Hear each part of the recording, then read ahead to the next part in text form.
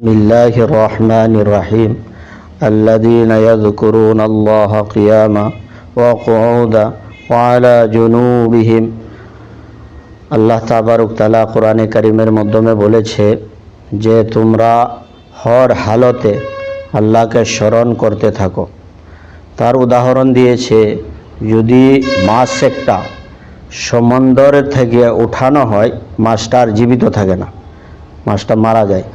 যদি বান্দায় আল্লাহর জিকির থেকে গাফিল হয়ে যায় তবে তদ্রূপ মাছের ন্যায় মরতে হয়। তো সেই জন্যে যদি আল্লাহর জিকির করতে থাকে আর মৃত্যুবরণ করে তবে ইমানি মৌত হয়।